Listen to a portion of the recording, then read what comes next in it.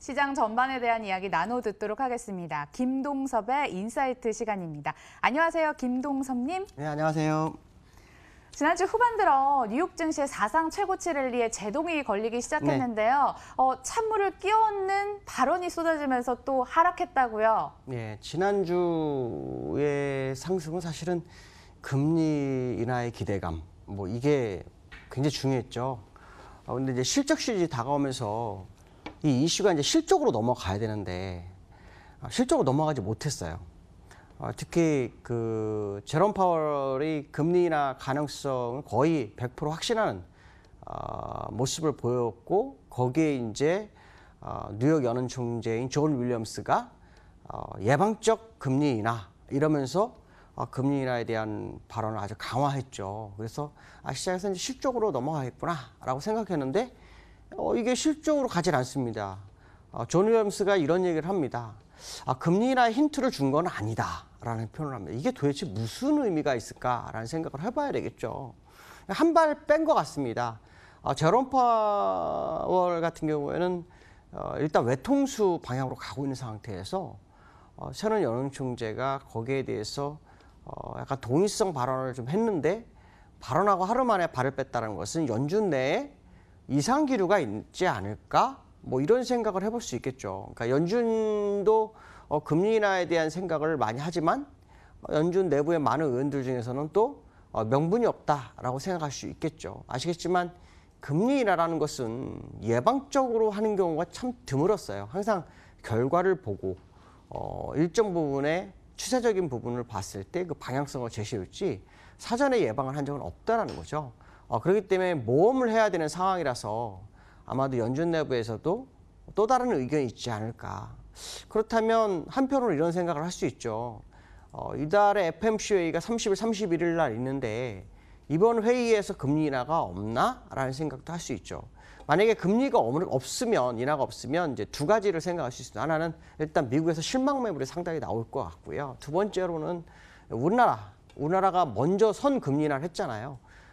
물론 경기가 안 좋아서 금리 인하를 했고 GDP 성장률이 낮아지고 있고 인플레이션이 낮아지고 있기 때문에 금리 인하는 건 사실이지만, 미국과의 금리 역전 현상이 더 커지는 그런 상황 속에서 미국이 금리 인하 시그널을 100% 줬다라는 확신도 있었을 거라는 거죠.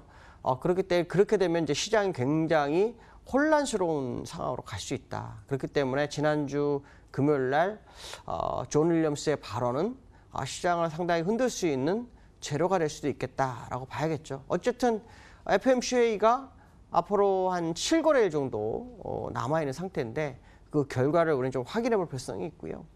재미난 것은 이제 기술적으로 상당히 중요한 자리에서 자꾸 더 못 올라가는 모습이 좀 나오고 있습니다. 그래서 기술적 부분에 있어서 어떤 식으로 접근해야 될지에 대한 생각을 한 번쯤 해봐야 되겠죠. 일단은 지난번에 제가 이제 선을 두 개를 그어놨었고요. 첫 번째 선은 이거였는데 여기서 저항 때 두 번 맞았죠. 그리고 이제 밀려서 올라갔지만 두 번째 마지막, 그러니까 일봉에서는 마지막이고요. 월봉에서는 다른 게 있습니다. 27,800에 따로 있어요. 근데 일봉상으로 나올 수 있는 건 이제 제가 그어놓은 게 현재로서 마지막이죠. 하나를 더 그을 수 있긴 한데 이렇게 그으면은 일반적으로 이거는 좀 우격다짐으로 긋는 거라서 이렇게 긋는 거는 웬만하면 잘 안 그으려고 합니다. 왜냐하면 한번 파동을 만들고 올라간 거라서 그렇게 긋지는 않습니다. 그렇기 때문에 지금은 이제 후행 스팬이 추세를 되돌린 것이냐라는 부분이죠. 그러면 이제 두 가지가 있는데, 하나는 뭐냐면 지난주 금요일 날 만든 종가, 이게 이제 후행 스팬으로서는 이 추세선을 들어오는 거거든요. 그래서 이 상태로 무너지는지 아니면 이게 이제 언더슈팅으로 봐서 요 정도 요 추세선에서 지지가 되는지 두 가지죠. 그래서 지수로 따지면 현재 지수를 유지하던가 아니면 약간 올려서 요 정도 선이 되겠죠. 요 정도 선이 27,040. 자, 요 두 개의 선 값이 굉장히 중요할 것 같다. 1차적으로 깨졌을 확률이 높지만 어쨌든 2차적으로 많이 한 번 더 밀었을 때는 27,040 정도가 무너지게 되면 일단 주가는 밀린다라고 해석을 해야 되겠죠. 그 얘기는 결국 시장이 그 실적으로 가서 한 번 더 업그레이드를 시켜야 될 그 상황을 일단 놓친 거라고 봐야 될 것 같고, 다시 이 이슈는 금리 인하 쪽으로 온 거다. 그러면 다음 주 수요일인가요? 화요일, 수요일까지의 방향성을 우리는 굉장히 봐야 되겠죠. 물론 우리나라 시장에는 목요일 정도 영향을 미치겠지만 여기서 한 번 더 밀려서 금리 인하가 시장과 다른 방향으로 흘러가는 모습이 나온다면 상당히 좀 피곤한 장이 되겠죠. 어쨌든 중요한 것은 세계적으로는 미국장이 가장 강세인 건 맞습니다. 문제는 이 시장을 따라가지 못하는 글로벌 시장이기 때문에 미국 시장이 저만큼 높은데 다른 나라도 따라갈 거 아니야? 이렇게 생각해서는 안 될 것 같고요. 미국 시장이 만약에 이 고점을 더 돌파하지 못하고 흔들리는 모습이 나온다면 결국 글로벌 시장에 악영향을 미칠 수 있는 것은 맞을 것 같다는 생각을 한번 해봐야 될 것 같고요. 그렇다면 결국 금리나 시그널을 줬던 연준에 정확한 확답을 주는 모습이 나와야 된다. 결국 30일과 31일이 시장의 변곡점이 될 수 있겠다는 생각이 들죠. 그 변곡점이 혹시라도 뭐 실망으로 더 내려왔을 때는 하락 강화가 되는 거고요. 만약에 이 상태에 버틴 상태에서 실망이 나오면 그냥 이 상태로 내려오는 거고요. 근데 만약에 내려오는 상태에서 그때 진짜 금리 인하를 제대로 해서 차후에 금리 인하를 한 번 더 할 수 있다라는 뷰를 준다면 이제 반전이 또 나올 수 있겠죠. 어찌됐든 중요한 것은 뭐냐면 뷰 하나만 가지고 여기서 여기까지 올렸다라는 것은 대단한 힘이다. 우리나라 시장도 이거를 조금 이용해서 같이 좀 움직였으면 좋았을 건데 그렇지 못한 게 좀 아쉽다라는 표현을 쓰고 싶고요. 두 번째로는요. 중국에 대한 얘기를 좀 할까 합니다. 제가 지난번에 중국장 보여드리면서 이런 얘기를 했어요. 중국에서 금리 인하, 그러니까 새로운 경기 부양이 좀 필요할 것 같다. 근데 GDP 성장률 대비 부채 비율이 3배 정도가 되기 때문에 굉장히 부담스러운 건 사실이지만 중국이 살아남기 위해서는 경기 부양이 좀 필요할 것 같고 금리 인하 정도가 좋겠다라고 했는데 중국이 금리 인하는 손을 안 댑니다. 오히려 중국 인민은행을 통해서 일주일 동안 81조 원 정도를 RP를 제공을 합니다. 근데 이게 문제는 뭐냐면 이렇게 계속 공급해는 상태에서 유동성은 커지는데 시장이 가지를 못하는 거죠. 그 얘기는 미국과의 무역 전쟁이 굉장히 심화되고 있다는 것을 우회적으로 표시하는 그런 과정일 것이다라는 생각을 해봐야 되겠죠. 결국 새로운 부양을 또 할 거라는 생각을 할 수 있는데 그게 뭐 지금처럼 유동성 공급 이런 식으로 하는 것보다는 오히려 금리 인하를 좀 강하게 할 이유가 있지 않을까. 끝까지 금리 인하를 지고 갈지는 좀 봐야 되겠지만 그렇지 않다면 상당히 좀 어려울 수 있겠다는 생각을 해보고 있고요. 그러나 중요한 것은 뭐냐면 경기 부양을 그렇게 해도 중국 시장이 더 힘을 내지 못합니다. 지난번에 제가 월봉 차트 한번 보여드렸는데 월봉 차트 보시면 지금 이 상태 그냥 멈춰 있어요. 예, 멈춰 있습니다. 지난달에 양봉이 만들어졌기 때문에 이달에 양봉이 좀 커지면서 올라가면 딱 좋았는데 현재 음봉 상태죠.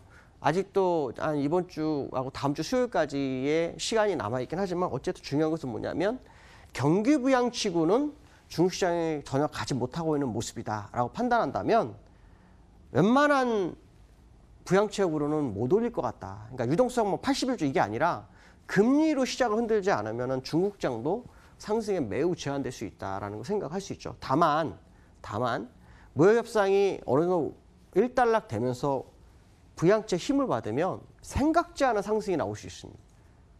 근데 그게 언제 해결될지는 아무도 모르죠. 엊그저께 트럼프 발언을 봐도 중국 시진핑과 굉장히 거리감이 또 생겼다라는 것이 기존 사실이거든요.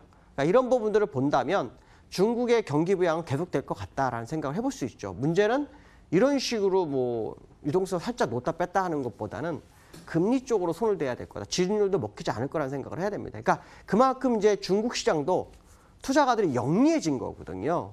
그러니까 이렇게 했을 때는 옛날엔 좋았는데 지금은 이거는 안 돼 하는 그런 분위기로 흐르고 있는 것이 현재 중국 시장이다 판단한다면 새로운 경기 부양에 대한 부분이 있을 수 있죠. 그렇다면 결국 미국이 금리 인하를 정말로 하고 또 새로운 경기 부양하면 우리나라도 금리 인하 한 번 정도는 더 할 수 있지 않을까 뭐 이런 생각을 할 수 있겠죠. 그 다음에 이제 또 생각해야 될 것은 이제 우리나라의 시장인데요. 우리나라 시장은 지금 그 기관의 매수세가 정말 필요합니다.